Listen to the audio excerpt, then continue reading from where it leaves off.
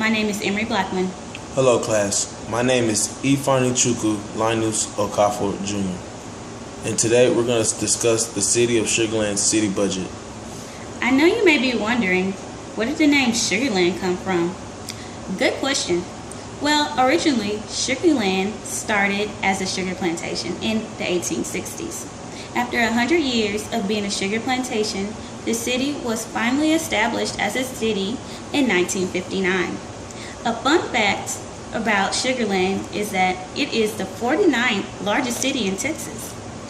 Another fun fact that a lot of people don't know is that Sugar Land's pretty close. It's about 20 miles away from downtown, and it's about 30 miles away from Houston. To further comprehend and understand more about our city budget, we actually had the opportunity to interview 4 city officials. I had the opportunity of interviewing 2, as well as Iffy, he interviewed 2. I had the opportunity of interviewing the I actually interviewed the budget officer of the City of Sugar Land, and his name was Brian Glenn. I also had the opportunity of interviewing his assistant, Amanda Algren. And I had the opportunity to interview 2 individuals also. Her name was Miss Jennifer Brown, and she's the Director of Finance. Another individual that I had the pleasure of interviewing is Mr. Mike Goodrum, and he's the Executive Director of Management Services. Okay, so let's get into the structure of the paper. We first off start in our paper of the overview of the City of Sugar Land, and then we go into the financial status of the city, and then we go into the budget format, and the 6 major categories. One important aspect that I would like to talk about from the budget is the financial status of the government entity. The City of Sugar Land receives revenue from property taxes, sale taxes, use taxes, franchise taxes, license and permits, fines and forfeitures, charges for services, and investment earnings. The total amount of revenues for the fiscal year was $191,097,540. The forecasted amount that was given by the City Council was for a budget of $200,451,555. The variance between both those, the original budget and the forecasted budget, was $9,534.15. The specific rates that were accrued from property taxes from the general fund was at $17,650,900, with the debt service being at $13,788,900. Revenues are distributed between operations, maintenance, and debt service. According to the Director of Finance for the City of Sugar Land, Ms. Jennifer Brown, she said the budget attempts to give departments the flexibility that they need to respond to changing needs while ensuring that they deliver the services at the levels promised. The most important principle to learn from all this is to maintain all aspects of the city's cash and investments, and also ensure the safety of all the city's financial assets. Now I would like to discuss the budget format offered by the City of Sugar Land. It's no surprise to know that the City of Sugar Land actually used the line item budget to re-clarify. The City of Sugar Land actually uses a line item budget format to produce their budget document.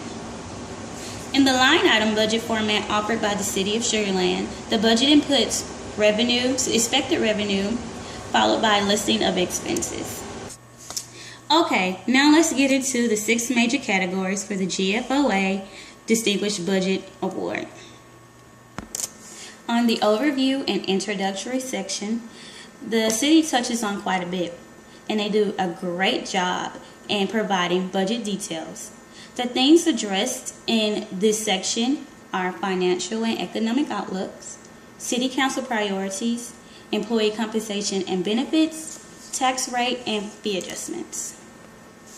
The city also addresses some visions and goals, and one of the major visions and goals of the city is to meet the needs and requirements of all the citizens of the City of Sugar Land.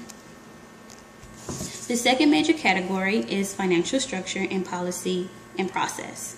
The City of Sugar Land annual operating budget offers a very specific detail on major revenue, expenditure, and the total resource of the organization's budget. In the financial structure, the account for the city are organized on the basis of funds and account groups. In this section, government funds are mentioned, and also these funds are used for any government activities. The government funds includes general funds, special revenue funds, and debt services funds. The next thing I would like to talk about is the financial summaries. The financial summary is based on the priority and financial needs of the city. Included in the city budget provided by Sugar Land is the summary of revenues, and also the detail about employee compensation, the description of the capital improvement plan, and the initiatives that are included in each of the city operating funds. Also, the financial summary of the budget references an additional 30 positions in the city from the additional workload. Out of the 30 additional jobs, 14.5 of the jobs will be full-time, and the rest of them will be part-time. And the reason why the jobs are being added is because the amount of growth in revenue from the city. One of the next categories that I feel that is very important is the debt and capital part of the budget. The budget has a section for capital assets and debt administration that gives an overview of both debt and capital assets. The long-term debt for the ending of the fiscal year 2013 will be at an astounding $312 million. The city had total bonds, certificates obligations, capital leases, and other obligations that help influence that huge debt. One important thing about the economic factors of the city of Sugar Land is that the city was at an employment rate of 4.9%, and as a total for the United States of America, we were at a 7.2% of an employment rate. In the end of the fiscal year in 2013, the city of Sugar Land government activities and the different business activity had invested over $405 million and $387.4 million in the different assets, including any construction that may be still under construction or building that still may need improvement. The schedule of payments offered shows the total amount of capital assets in the city of Sugar Land, a comprehensive annual financial report.